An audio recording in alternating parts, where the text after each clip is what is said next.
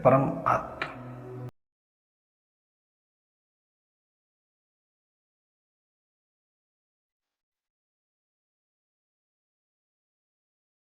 ಪರಂಜ್ಯೋತಿ ಪರಮಾತ್ಮ ಶಿವ ತಂದೆಯನ್ನ ಸದಾಕಾಲ ಪರಮಧಾಮದಲ್ಲಿ ಧ್ಯಾನಿಸಿಕೊಂಡು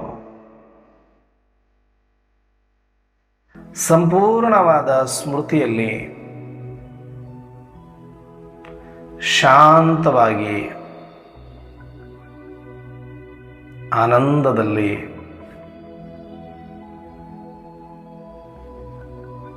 ನನ್ನದೇ ಲೋಕದಲ್ಲಿ ಇರಬೇಕು, ನನ್ನದೇ ರೂಢಿಯೊಳಗಡೆ ಇರಬೇಕು. ಬಹಿರಂಗದಲ್ಲಿ ಬರುವುದು ನನಗೆ ಇಷ್ಟ ಆಗಬಾರ್ದು. ಈ ಹೊರಗಿನ ಆಟಗಳನ್ನು ಬಿಟ್ಟು ಗಂಭೀರವಾಗಿ ಒಳಗಡೆ ಕುಳಿತುಕೊಳ್ಳುವುದನ್ನು ಕಲಿಬೇಕು. ಇಡೀ ದಿನ ಗುಹೆಯಲ್ಲಿ ಇದ್ದೇನೆ, ಇಡೀ ದಿನ ಅನುಷ್ಠಾನದಲ್ಲಿದ್ದೇನೆ, ಇಡೀ ದಿನ ತಪಸ್ಸಿನಲ್ಲಿದ್ದೇನೆ, ಇಡೀ ದಿನ ಯೋಗದಲ್ಲಿದ್ದೇನೆ, ಇಡೀ ದಿನ ನಾನು ಅಶರೀರಿಯಾಗಿ ಧ್ಯಾನದಸ್ಥನಾಗಿದ್ದೇನೆ, ಸಮಾಧಿಯಲ್ಲಿದ್ದೇನೆ.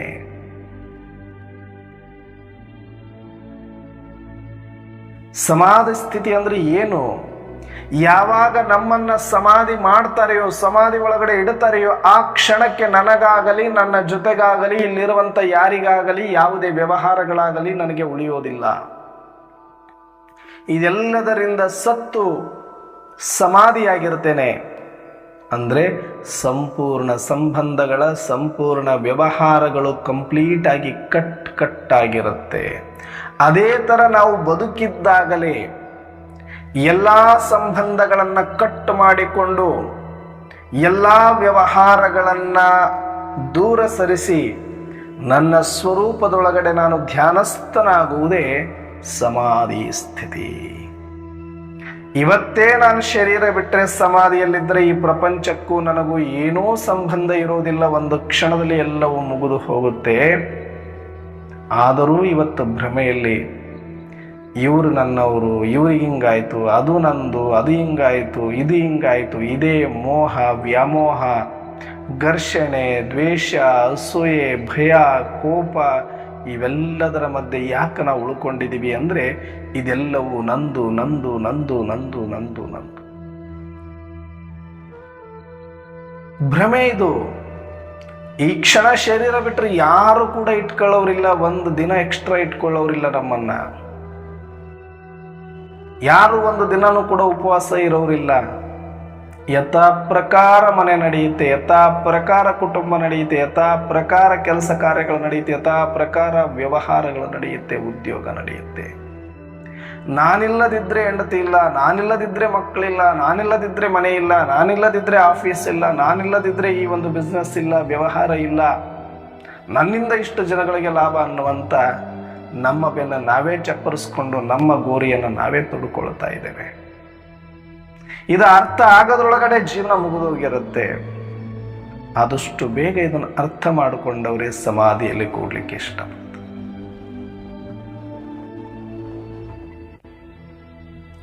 ಯಾವುದೇ ವಿಕಾರಗಳ ಆಕರ್ಷಣೆಗಳಿಲ್ಲ, ಯಾವುದೇ ಗೊಂದಲ ಘರ್ಷಣೆಗಳಿಲ್ಲ, ಯಾವುದೇ ಮೋಹ ಸೆಳೆತಗಳಿಲ್ಲ. ನನ್ನೊಳಗೆ ನಾನೇ ಎಲ್ಲ ಅಂತ ಸದಾನಂದದಲ್ಲಿ ಮುಳುಗಿರುತ್ತಾರೆ.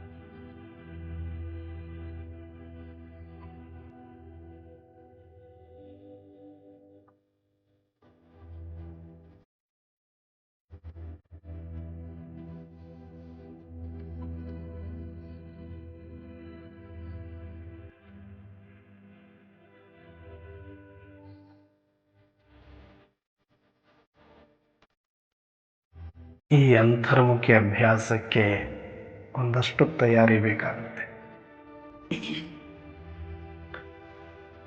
ಬಹಳ ಗದ್ದಲ ಮಾಡೋರಿಗೆ ಇದು ಸಾಧ್ಯ ಆಗೋದಿಲ್ಲ. ಬಹಳ ಶಬ್ದದಲ್ಲಿರೋರಿಗೂ ಇದು ಸಾಧ್ಯ ಇಲ್ಲ. ಬಹಳ ಕರ್ಮದಲ್ಲಿರೋರಿಗೂ ಇದು ಸಾಧ್ಯ ಇಲ್ಲ. ಬಹಳ ಜವಾಬ್ದಾರಿಯಲ್ಲಿ ಮುಳುಗಿರೋರಿಗೂ ಇದು ಸಾಧ್ಯ ಇಲ್ಲ. ನ್ಯಾರ ಪ್ಯಾರ ಇರಬೇಕಾಗತ್ತೆ. ಏಕಾಂತವನ್ನು ಇಷ್ಟಪಡಬೇಕಾಗತ್ತೆ. ಮೌನವನ್ನು ಇಷ್ಟಪಡಬೇಕಾಗತ್ತೆ. ಬಹಳ ಕಾಲದ ಒಂದಷ್ಟು ಅಭ್ಯಾಸಕ್ಕಾಗಿ ತಮ್ಮನ್ನು ತಾವು ರೆಡಿ ಮಾಡಿಕೊಳ್ಬೇಕಾಗತ್ತೆ. ಮಾನಸಿಕವಾಗಿ ಸಿದ್ಧರಾಗಿರಬೇಕಾಗತ್ತೆ. ಅಂಥವ್ರು ಮಾತ್ರ ಈ ಅಂತರ್ಮುಖಿ ಪ್ರಯಾಣವನ್ನು ಮಾಡಿ. ನಾವೆಲ್ಲ ಬಹಳ ಜನ ಬರೀ ಫಾರ್ಮಾಲಿಟಿಗಳಲ್ಲಿದ್ದೇವೆ. ಮಕ್ಕಳು ಸ್ಕೂಲಿಗೆ ಹೋದರೆ ಫಾರ್ಮಾಲಿಟಿ ಪ್ರಕಾರ ಏನೆಲ್ಲ ಪಾಠಗಳು ಕನ್ನಡ, ಇಂಗ್ಲೀಷ್, ಗಣಿತ, ಹಿಂದಿ ಅಂತ ನಡೆಯುತ್ತೆ. ಮಧ್ಯದಲ್ಲಿ ಒಂದೊಂದು ಆಟ ಆಡಿಸಿ, ಮತ್ತೆ ಒಂದಷ್ಟು ಊಟಕ್ಕೆ ಬಿಟ್ಟು, ಮತ್ತೆ ಒಂದಷ್ಟು ಪಾಠ ಮಾಡಿ, ಕೊನೆಗೊಂದಷ್ಟು ಹೋಮ್ವರ್ಕ್ ಕೊಟ್ಟರೆ ಅವ್ರ ಶಾಲೆ ಮುಗೀತು. ಶಿಕ್ಷಕರ ಜವಾಬ್ದಾರಿ ಮುಗೀತು. ಇಷ್ಟು ಮಾಡಿದ್ರೆ ಮಕ್ಕಳ ಜವಾಬ್ದಾರಿ ಮುಗೀತು.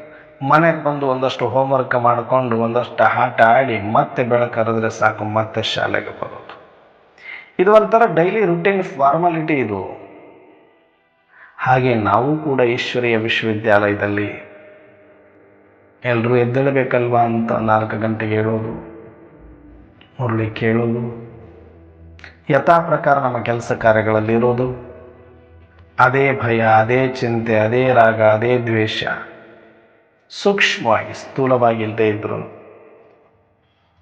ಇಲ್ಲ ಅದೇ ಕರ್ಮದಲ್ಲಿ ಮುಳುಗೋದು. ಕೆಲವರಿಗೆ ಇದು ಯಾವುದೂ ಇರೋದಿಲ್ಲ, ಆದರೆ ಅದೇ ಕರ್ಮದಲ್ಲಿ ಮುಳುಗೋದು. ಅವ್ರಿಗೆ 1 ನಿಮಿಷ ಕೂತ್ಕೊಳ್ಳೋಕ್ಕಾಗೋದಿಲ್ಲ, 5 ನಿಮಿಷ ಶಾಂತವಾಗಿರ್ಲಿಕ್ಕಾಗೋದಿಲ್ಲ, ಅರ್ಧ ಗಂಟೆ ಕೂತ್ಕೊಳ್ಳೋಕಂದ್ರೆ ಆಗೋದಿಲ್ಲ. ನಾನು ಬಹಳಷ್ಟು ಜನ ಸರೆಂಡರ್ ಅಣ್ಣಂದ್ರನ್ನೇ ನೋಡಿದ್ದೀನಿ.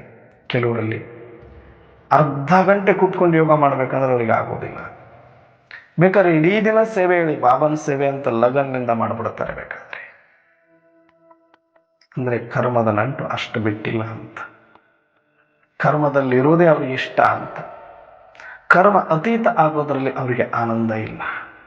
ಶಬ್ದ ಅತೀತ ಆಗೋದ್ರಲ್ಲಿ ಅವರಿಗೆ ಆನಂದ ಇಲ್ಲ. ಏಕಾಂತವಾಗಿ ಇರೋದ್ರಲ್ಲಿ ಅವರಿಗೆ ಆನಂದ ಇಲ್ಲ. ಅಂಥವರಿಗೆ ಅಂತರ್ಮುಖಿ ಆಗೋದು ಕಷ್ಟ. ಹಾಗಂತವ್ರು ಬಾಬನ್ ನೆನಪಲ್ಲಿ ಇಲ್ವಾ? ಇದ್ದಾರೆ. ಸೇವೆ ಮಾಡ್ತಾ ಇಲ್ವಾ? ಮಾಡ್ತಿದ್ದಾರೆ. ಆದ್ರೆ ಇಷ್ಟೇ ಸಾಕಾಗುತ್ತಾ ಅಂದ್ರೆ ಖಂಡಿತ ಸಾಕಾಗೋದಿಲ್ಲ.